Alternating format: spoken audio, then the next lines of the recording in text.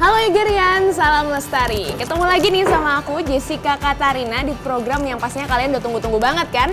Apalagi kalau bukan Eger Q&A. Nah, buat kalian para Egerian pasti udah tahu dong siapa bintang tamu dari Eger Q&A kali ini. Dia itu ciri-cirinya penulis, dia pemusik juga, dia jantan pastinya yang lagi digandrungi sama kaum hawa. Terus dia itu juga hobinya bertualang loh ternyata. Siapa lagi sih kalau bukan Firza Besari. Setelah buku pertamanya yang berjudul Garis Waktu yang sukses banget di pasaran, baru-baru ini dia merilis album buku yang berjudul Konspirasi Alam Semesta. Wah, semoga sukses juga nih ya. Nah, keren banget deh pokoknya si Firza Besari ini. Sebelum kita mulai Q&A bareng dia, udah pada gak sabar ya? Mendingan kita langsung aja lihat karya-karya dari Firza Besari. Check this out! Hanya berjarak, namun bukan berpisah. Bentangan kilometer untukmu kan ku tempuh. Engkau adalah rumah, tempat yang paling indah. Di pelukanmu sayang, aku akan pulang. Nah, udah lihat kan gimana? Keren nggak? Keren banget lah pasti. Makin cinta nggak sih lo pada? Nih, antara aku nervous dan pengen tahu juga nih nanya-nanya sama si Bung Firza Besari ini. Kita langsung panggil aja nih anaknya. Sini. Halo. Halo, apa kabar? Hai. Kenapa sih dipanggil Bung? Kenapa ya waktu itu ya lebih mengindonesia aja sih. Okay. Bung itu kan bisa dipanggil dari Sabang sampai Merauke. Di beberapa daerah kan kita bisa panggil Mas, AA, Abang, Bunda atau apa. Tapi kan Bung itu Indonesia banget. Oh, orangnya Indonesia banget ya. Anak muda nih, bagus nih cinta Indonesia. Sekarang kesibukannya apa sih? Sekarang kesibukannya apa ya? Menulis aja sih, menulis sama kegiatan alam. Paling bareng Eger biasa explore alam gitu. Tapi sambil menulis terus gitu. Sementara kegiatan musiknya ada direm dulu sekarang. Oh ya, kenapa? Karena lagi seneng aja sana sini main-main. Oh, bukannya kita kan taunya Bung Firza Besari ini tuh kan satu orang yang klop banget nih antara menulis, bermusik, sama bertualang, ya nggak sih? Tapi ternyata dia juga ada prioritas nih, lagi seneng ngejalan-jalan ya. Nah, Bung, udah siap belum nih ngejawab pertanyaan-pertanyaan dari Egerian yang udah dikirimin lewat Instagram, terus Twitter, dan Facebook juga ada? Mudah-mudahan siap deh. Soalnya kayaknya waktu aku intip kayaknya banyak banget nih, tapi ada beberapa pertanyaan yang sudah terpilih dan kita langsung aja tanya-tanya. Siap ya? Siap. Check it out. Oh, pertanyaan pertama ini datang dari Instagram ternyata. Dari @bayu_afdillah. Pertanyaannya adalah, Bung, apa sudah dicita-citakan dari dulu mau menjadi penulis juga petualang? Atau takdir membawa Bung ke dunia itu? Atur nuhun, Bung Firza Besari. Apa ya? Enggak sih, waktu kecil kayaknya aku pengen banget jadi pilot. Kalau nggak pilot, dulu pengen jadi polisi. Pengen nonton film kan. Ya militer banget ya anaknya ya. Gitu. Cuma mungkin waktu SMP waktu itu mulai seneng dengar lagu. Biasalah anak-anak SMP kan mulai belajar gitar, terus saat orang-orang lain di tongkrongan pada sebatas main gitar, aku malah pengen nih bikin lagu gitu. Dari situ jadi senang nulis. Intinya kan sama nih, nulis lagu atau nulis buku itu kita berkarya dengan tulisan gitu. Dari situ nemuin asiknya saat orang-orang sibuk beramai-ramai, aku malah menulis tentang mereka gitu. Jadi kayak, dan itu kan kayak hobi yang nggak bisa dibanggakan waktu SMA dulu gitu. Kayaknya ngapain nih cowok nulis kayak gitu, kayak nulis diary. Dan karena kan gitu. biasanya suka sendirian kan pasti. Kalau yang lain pada rame-rame ya kita sendirian di mandiri. pojokan. Kan? Tapi keren Mengais-ngais banget. apa gitu. Tapi dari SMP loh ternyata. Wow, keren juga. Pantesan tulisannya itu udah enak banget karena ternyata dia udah ngelatih. Aku juga baca loh bukunya. Tapi yang Konspirasi Alam Semesta belum nyampe Siap, sih. nanti dap. Oke, next. Kita ke pertanyaan selanjutnya. Dari Instagram juga ternyata, dari @septi_sh. Bung, Edwirza Besari mau tanya bagaimana caranya kita survive di suatu wilayah tapi kita dalam keadaan trip single atau sendirian. Sedangkan kita sendiri adalah orang yang kurang pandai untuk cepat akrab dengan orang yang baru dikenal. Wah, gimana nih? Aku juga pengen tahu sih. Kalau berdasarkan pengalaman ya, dulu aku waktu sempet keliling Indonesia, awalnya bertiga, tapi karena satu dan lain hal kami harus berpencar. Dan aku beruntung banget, dua sahabatku ini ngajarin aku banyak hal waktu di jalanan. Jadi survive di jalan, langsung praktek gitu. Dan satu hal yang aku inget banget, yang aku pelajari secara intuitif adalah aku ya seperti tadi dijelasin waktu SMP, aku bukan orang yang seneng beramai-ramai gitu. Yeah. Aku pemalu orangnya. Tapi ketika kita di jalanan, kita memang akan terbiasa untuk berbincang dengan orang-orang baru. Aktif ya. Akan jadi aktif karena kita nggak bisa diem terus gitu. Apalagi kita misalkan sendirian jalan, nggak mungkin kita nggak nyapa orang, setidaknya bertanya jam atau bertanya ini hari apa misalkan. Dari situ obrolan bisa berkembang. Jadi sebenarnya hal kayak gitu tidak diatur, tapi akan datang dengan sendirinya saat kita berjalan sendirian. Pasti kita membutuhkan teman, dan teman-teman itu bukan hanya yang kita bawa dari daerah asal kita, tapi seringkali bertemu di jalan. Ya, however kita juga manusia sosial gitu ya, Yes, yang harus berinteraksi juga. Kalau aku kayaknya panas dingin deh kalau nggak disuruh ngomong sama orang gitu ya. Pasti pengen ngomong. Benar-benar berarti harus belajar ya dari yang nggak terbiasa untuk Pasti beradaptasi akan. di tempat baru. Kita harus terbiasa, apalagi suka solo traveling ya. Nice. Next dari Instagram juga @debitsyamfatwa. Halo Bung, saya ingin bertanya karena melihat tema yang diusung sangat menarik nih.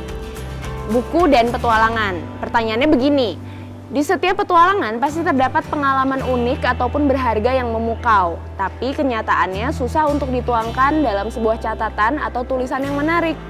Lalu bagaimana membuat catatan atau tulisan yang memukau yang menggambarkan jelas betapa memukaunya petualangan tersebut? Oke. Sebenarnya apa ya yang orang-orang sering kali tanyakan ya, entah ini tentang petualangan atau enggak. Orang-orang sering kali bertanya bagaimana caranya menulis sesuatu yang menarik. Ya. Sebenarnya apa ya, itu menurutku pertanyaannya bukan itu gitu, tapi bagaimana cara kita mulai menulis. Jadi orang-orang saat kita terlalu memberatkan diri kita untuk membuat hal yang menarik, kita malah nggak akan jalan karena kita takut hal yang kita buat tidak menarik gitu. Tapi saat kita mulai karena kita pengen gitu, entah orang lain suka atau enggak, di situ ya itu titik nolnya itu gitu. Dan soal tadi gimana caranya menuangkan tulisan, perjalanan kita menjadi sebuah tulisan ya, anggap saja kita sedang bercerita, anggap saja kita sedang berbincang dengan seseorang atau dengan sekelompok orang dan kita bilang, kemarin saya ke Semeru, terus saya melihat Gunung Semeru banyak edelweissnya. Dari hal-hal sederhana seperti itu kita tulis, nanti setelah tulisannya jadi baru kita telah ulang mana yang kurang, mana yang kayaknya nggak enak nih, ganti lagi. Di situ bisa kita edit. Kita udah tiba di era multimedia di mana tulisan nggak harus pakai mesin tik, benar kan? Dan kita selalu bisa edit ulang, kita selalu bisa balik lagi ke tulisan yang kita tulis gitu. Jadi jangan takut salah, jangan pengen menarik, tapi mulai aja dulu. Berkarya itu bukan dimulai dengan kita pengen kelihatan bagus depan orang lain, tapi kita ingin menuangkan sesuatu untuk diri kita sendiri dulu aja gitu. Oh, tapi sebenarnya ini terjadi loh sama aku. Maksudnya aku mau memulai menulis, tapi berat gitu. Karena bukan menarik atau enggak ya, enak nggak ya dibaca orang, atau aduh jadi nggak pede nih gitu, bagus nggak ya tulisan gue gitu. Jadi ternyata pertamanya harus dimulai untuk ayo deh nulis dulu gitu ya. Jangan membebani diri sendiri dengan hal-hal kayak gitu. Oke. Bagus nih buat aku juga, soalnya aku juga lagi mengalami itu. Wah, kayaknya siap bukunya keluar nih bentar lagi. Oke. Pertanyaan berikutnya dari Instagram dari @septi44. Bung, biasanya kalau pergi mendaki apakah selalu dengan teman yang sama atau punya teman mendaki atau bertualang yang memang nggak pernah pisah? Wow, nggak pernah pisah. Cewek apa cowok ya? Apa ya? Enggak, aku biasanya kalau kemana-mana selalu gonta-ganti pasangan. Wow, wah nggak asik nih. Zoom dulu. Enggak, emang apa ya? Aku seneng kalau ke tempat baru, nyari suasana baru. Itu gambling juga sih. Kadang kita berangkat dari Bandung, kayak kemarin ke Rinjani 2 kali dan temen-temennya beda-beda gitu. tapi itu ada kayak keasikan, kita jadi kenal sama orang-orang baru, terus kita juga jadi nggak kayak kesana harus sama siapa, ke situ harus. Memang kalau kita udah ketemu, kalau kita udah punya sahabat, terus kita kesana sini sama sahabat kita ini kerasa nyaman gitu. Tapi ya kalau menurut aku sendiri, ya perjalanan itu kita meninggalkan dulu rasa nyaman yang udah ada gitu. Dan kita nyari kenyamanan yang baru, kita ciptain di jalan. Jadi jawabannya adalah biasanya rekan perjalananku beda-beda. Karena kalau misalnya traveling dengan orang yang tepat itu pasti rasanya enak banget, tapi gak bakal ada cerita baru nggak sih kalau misalnya selalu sama dia terus gitu kan. Bener-bener aku juga kayak gitu sih. Dan kadang-kadang kan biasanya ada cinlok lagi. Oh, wow. Jadi sering kayak gitu ya? Sering? Jadi sekarang Nggak, netizen. jadi kepo. Oke, udah kejawab ya, udah ngerti. Terus kita langsung ke, masih dari Instagram, yaitu dari @harni_i. Bung, apa sih alasannya yang mendorong untuk keluar dari zona nyaman dan memilih untuk bertualang? Tuh, masih berkaitan ya sama pertanyaan sebelumnya. Ya, apa ya? Pertama kali sih dulu, aku inget banget petualangan pertamaku yang benar-benar bukan liburan gitu, yang benar-benar nekat lah waktu itu ikut temen gitu.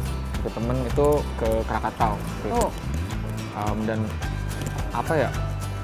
Alasannya adalah biasa karena galau, terus karena dulu patah hati, akhirnya biasalah orang kalau patah hati gimana? Sering ya? Klise banget ya? Klise banget pokoknya. Awalnya patah hati, terus kayak setiap sudut kota tuh ngingetin tentang dia gitu kan. Akhirnya nyari tempat yang jauh dari segala hujan. Bandung kan terkenal dengan hujannya, dengan sendunya gitu akhirnya. Wah, apalagi sendu-sendu gitu makin ngingetin itu ya. Makin tersayat-sayat lah. Jadi akhirnya waktu itu ikut teman ke Krakatau, dan di situ aku inget banget perbincangan kami waktu itu habis mendaki.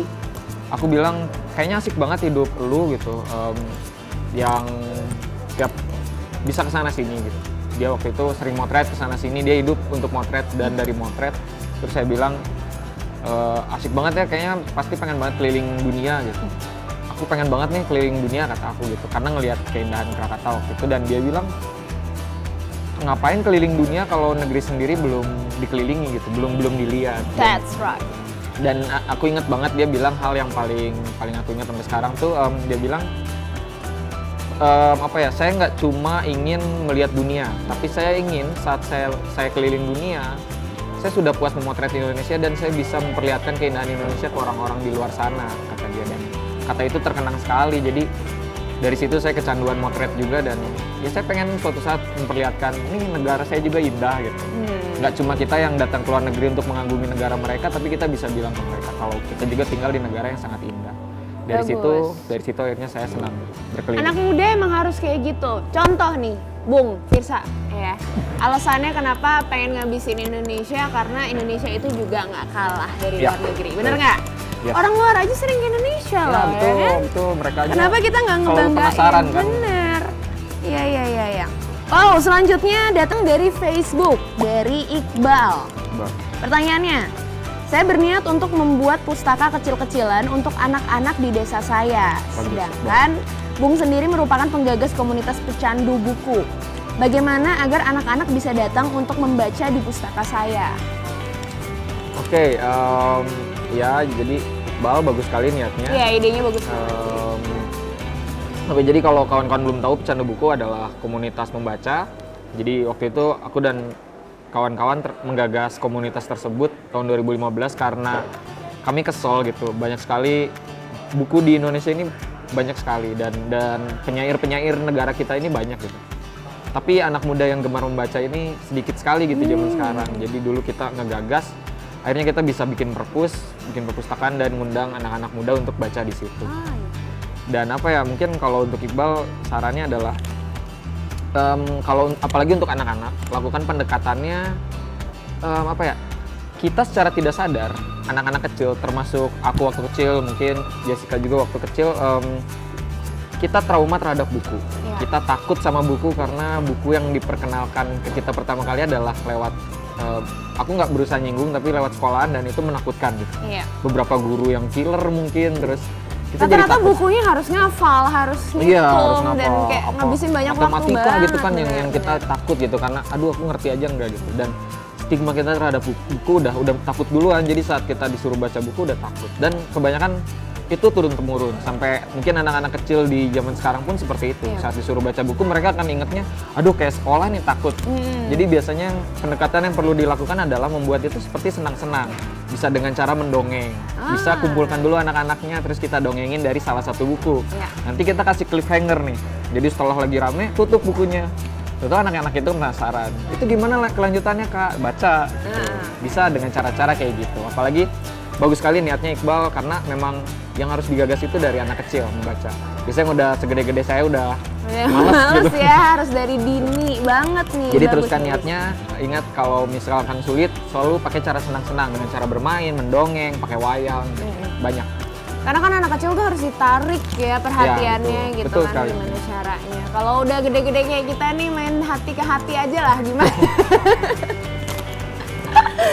Selanjutnya, masih dari Instagram lagi @zainuddin.lukman19. Salam aksara, sangat menginspirasi Bung Firza Besari dari menyerukan gerakan literasi #menebar virus membaca dan berkelana. Itu suatu impian saya ingin menjadi seorang penulis. Perihal buku nih, menurut Bung, apa yang sebaiknya dilakukan jika mengalami writer's block atau mungkin writer's block kali ya? Selain berpetualang, apakah Bung memiliki tokoh fiksi favorit dari sebuah buku? Siapa ia dan mengapa? Siap. Kalau kita lagi writer's block itu, aku mungkin akan, dulu aku sering banget ngerasa, wah kayaknya ini nggak mood nulis nih, kayaknya apa, ceritanya jelek nih, atau kita udah setengah jalan. Kayak tulisanku jelek, delete aja deh, kayak gitu. Kalau sekarang mungkin kalau kayak gitu, simpen dulu sejenak naskah kita. Karena kalau kata seorang sahabat saya, penulis juga, Boy Chandra, dia bilang sebenarnya writer's block itu disebabkan oleh kita capek. Sama kayak kalau kita capek olahraga, kita capek ngedaki. Contohnya kita capek ngedaki aja. Kita capek ngedaki, kita akan berpikir, ngapain sih aku ginian? Ngapain sih aku ngedaki mendingan di rumah? Kayak gitu kan. Menyesal ya. Kan? Atau kita lagi lari gitu, terus aduh capek banget, kenapa sih harus lari gitu? Karena enakan di rumah nonton TV kayak gitu. Sama seperti menulis. Saat kita writer's block itu, otak kita mungkin sedang kelelahan, kita terlalu ngeforsir, capek-capean, mati-matian nulis, dan kita ngerasa, kok jelek banget sih, ngapain sih kayak gini, udah delete aja deh kayak gitu. Karena apa yang terjadi saat kita capek, kita akan berpikirnya kayak gitu. Jadi saat kita kena writer's block, lebih baik tutup dulu, laptopnya tutup dulu, matiin dulu, sesap kopi, nikmati dulu sore, kemana dulu, jalan, naik sepeda dulu. Nanti saat kita udah tenang, buka lagi, lihat ulang, pasti kita akan nemu ide baru. Nah, kalau tokoh fiktif tadi, tokoh fiksi yang aku suka banget dari sebuah buku itu sampai sekarang ini belum ada yang ngalahin Annelies Melema. Namanya Annelies Melema, dia pernah diperankan sekali oleh Chelsea Islan di ada pertunjukan teater gitu. Tapi aslinya itu dari buku Bumi Manusia, bukunya Pramudia Anantatur. Dan menurut aku sampai hari ini sosok, mungkin karena Pramudia ini orang yang bagus banget ngeracik tokoh gitu. Sampai si tokoh Annelies Melema ini sangat cantik kalau kita imajinasiin gitu. Sebenarnya yang disukain Anneliesnya atau Chelsea-nya ya? Anneliesnya. Karena dari dulu belum ada, aku belum tahu Chelsea Islan, udah baca duluan gitu, dan emang tokohnya seperti itu. Kayak gitu. Sudah kejawab. Karena aku juga ngerasain banget sih writer's block itu, dan jadinya tuh selalu negative thinking mulu Ke ya. diri sendiri gitu. Iya, dan kejawab ternyata itu dari rasa capek juga ya ternyata ya. Oke, udah kejawab kan buat Zainuddin.lukman19. Kita langsung ke pertanyaan berikut dari Instagram @dimandikan. Yang lucu namanya nih. lucu ya, dimandikan. Kayak udah gede masih dimandiin. Wow. Oke, pertanyaannya adalah Bung Firza Besari, Ya. bagaimana cara terbaik untuk menanamkan kecintaan pada dunia literasi supaya anak usia dini bisa gemar menulis, menguasai kosakata? Mungkin salah satu caranya kayak tadi, kalau dari sejak dini ya dengan cara main-main tadi, dengan cara menghilangkan dulu rasa takutnya terhadap buku gitu. Karena ya secara nggak sadar orang Indonesia ini banyak sekali yang kebanyakan ya takut takut sama buku gitu, secara nggak sadar. Jadi ya ajak dengan main-main, ajak dengan dongeng, dengan bercandaan. Begitu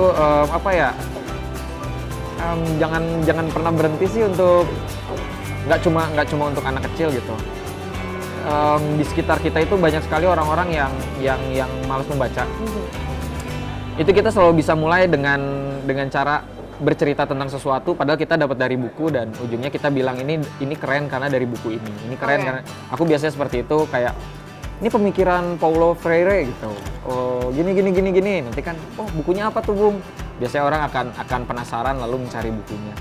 Jadi salah satu cara untuk membudayakan membaca ya. Ya dengan betul. Mengutip begitu. Dengan mengutip, dengan menceritakan. Intinya sih orang kadang kita lebih senang mendengarkan. Kita lebih senang mendengar, didongengkan. Kita mulai gagasnya dari situ aja. Kalau saya gitu. Dongengkan ke orang-orang, ceritakan tentang isi buku ini. Nanti saat mereka udah mulai penasaran, stop gitu. Nanti mereka akan mulai baca. Itu, dan untuk anak kecil tadi ya, seperti yang tadi dibilang, mulai dengan pakai tokoh, pakai wayang, bisa kayak gitu. Banyak banget ya caranya biar menarik perhatian anak kecil. Dan mungkin yang perlu diingat, kalau mengajak orang lain membaca, apalagi sejak dini gitu, nggak harus bukunya langsung berat, nggak harus yang menurut orang tua ini yang bagus banget gitu, akan membuat anaknya pintar, nggak harus yang seperti itu. Bisa aja ringan tentang cerita si kancil atau buku tentang apa tuh yang balapan penyu sama kelinci. Hal-hal ringan aja. Ya benar sih, maksudnya aku banyak sekali menemukan buku-buku yang terlalu nge-push anak di usia dini untuk berpikir gitu. Malah jadinya kan beban gitu, malah jadinya takut. Jadi ada efek trauma juga mungkin. Betul. Ya. Makanya banyak sekali mungkin kawan-kawan kita yang bilang, saya suka baca tapi saya cuma baca novel, Terkesan baca novel itu tidak secanggih baca buku ilmiah atau yang praksis atau yang aplikatif gitu. Tapi kan nggak gitu. Mau baca novel, mau baca buku aplikatif, berternak kroto atau bukunya Terelie, itu kan kita baca. Yang pasti kita baca dan kita sedang menggagas imajinasi kita sendiri. Jadi jangan jangan paksakan, jangan paksakan anak-anak kecil ini membaca yang terlalu berat. Mulai dari yang ringan, mulai dari yang have fun. Dan biarkan mereka berimajinasi lewat membaca, benar nggak? Next, dari Twitter, @siskadeviar. Adakah penulis dan petualang yang Bung idolakan? Bila ada, hal apa yang membuat Bung mengidolakannya? Kalau petualang, aku suka almarhum Chris Kendall alias Alexander Supertramp yang ada di buku dan film Into the Wild. Kenapa? Karena dia mungkin termasuk nggak tahu gila, nggak tahu bodoh, nggak tahu jenius ya. Dia dapat beasiswa, dia mau dikasih mobil baru sama keluarganya, tapi dia memutuskan untuk meninggalkan itu semua. Dia menggunting kartu kreditnya, dia membakar uangnya, dan dia mengubur mobilnya untuk pergi. Waktu itu dia orang Amerika dan dia mau pergi ke Alaska kalau nggak salah. Ke Alaska, dan kalau ditanya kenapa ya karena dia pengen aja, karena dia pengen meninggalkan semua ingar-bingar ini gitu. Dan ya keren aja gitu, ada orang yang benar-benar ingin bertualang dan ingin melupakan semua uang itu, dan dia membuktikan dia bisa hidup. Dia bisa hidup dengan mengenal orang-orang baru, terus berbagi kebaikan gitu. Mungkin kalau petualang Chris Kendall, dan kalau penulis ya tadi itu Pramudia Anantatur, karena beliau orang yang pernah merasakan ditekan oleh rezim, pernah dilarang untuk menulis, dan bagi seorang penulis dijauhkan dari pena itu kan menyakitkan sekali. Tapi dia bisa diam-diam membuat karya yang sampai karyanya diterjemahkan ke puluhan bahasa asing gitu. Sementara di negerinya sendiri pada rezim itu dia tidak boleh menulis. Itu hebat di zaman dimana tidak ada Google, dimana dia diasingkan, tapi dia bisa terus menginspirasi bangsa ini dengan tulisan-tulisannya gitu, dan itu keren. Menarik ya. Alasannya bukan karena penulis ini ceritanya gimana, simpel. Ini agak berat loh, tapi proses membuatnya. Iya, menarik banget nih. Kalian bisa cari itu siapa tadi penulis dan petualang yang Bung Firza ini sukain. Kali-kali kalian juga jadi suka kan? Oke, pertanyaan terakhir dari Instagram. Kayaknya semuanya pada main Instagram ya. Dari @alfi1201. Pertanyaannya, apakah Bung Firza Besari punya alasan kenapa tahun 2013 dulu keliling Nusantara dengan cara ngegembel? Apakah sekarang akan melakukannya lagi? tapi dengan cara yang berbeda mungkin. Itu akan Menarik menjadi nih, pengalaman cukup unik dan luar biasa. Siap.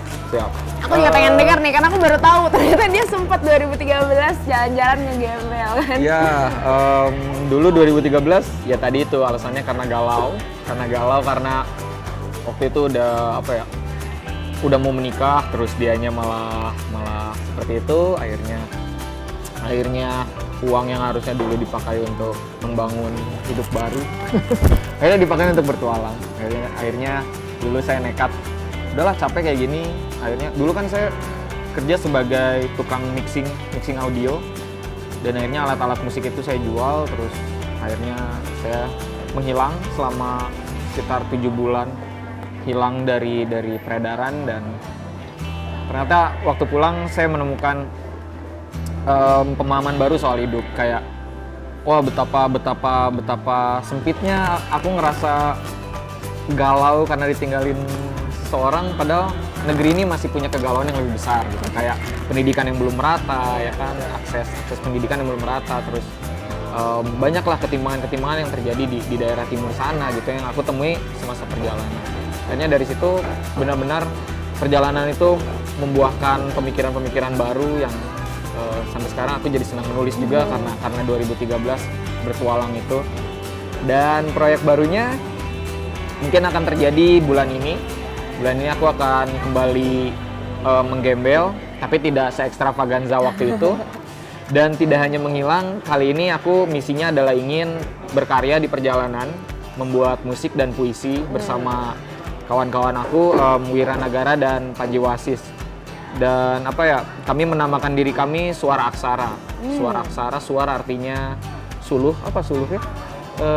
Pelita, obor, dan aksara adalah kalimat gitu, kata-kata, tulisan. Jadi tidak hanya menghilang, tapi kami ingin menginspirasi anak muda bahwa ayo kita semua bisa kok bertualang dengan cara yang bertanggung jawab, dengan tidak cuma bersenang-senang tapi juga menghasilkan karya dari petualangan kita. Wow, menginspirasi sekali. Semoga kita bertemu mungkin suatu saat di daerah kawan-kawan. Kemana nih? Ada bocoran nggak ya? Jadi Diam pengen aja, ikut. Nah, pertanyaan dari @alfi1201 ini ternyata menutup perbincangan kita bersama Bung Firsa Besari di Eger Q&A episode keempat kali ini. Dan terima kasih buat teman-teman Egerian yang sudah mengirimkan pertanyaan kalian di sosial media Eger Adventure, mau itu dari Facebook, Instagram, atau Twitter. Dan kami mohon maaf banget kalau misalnya pertanyaan itu nggak semuanya ternyata bisa terjawab. Karena banyak banget ya maksudnya. Nah, ada pesan dan kesan nggak sih dari Bung Firsa buat teman-teman Egerian yang udah nonton video ini? Hidup ini seperti mendaki gunung. Bukan tentang seberapa tinggi kaki kita mampu menapak, tapi tentang seberapa rendah hati kita mampu merunduk. Tetap menginspirasi, tetap berkarya, dan tetap bertualang. Wow, manis loh. Pesan-pesan buat aku ini ya. Nanti belakang layar.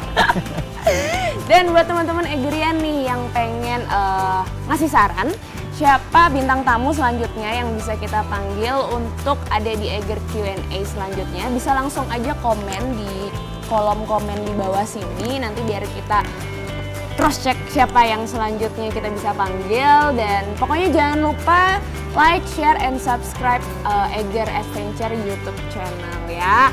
Oke deh, saya Jessica Katarina Dan saya Firsa Besari. Sampai ketemu lagi di Eger Q&A selanjutnya.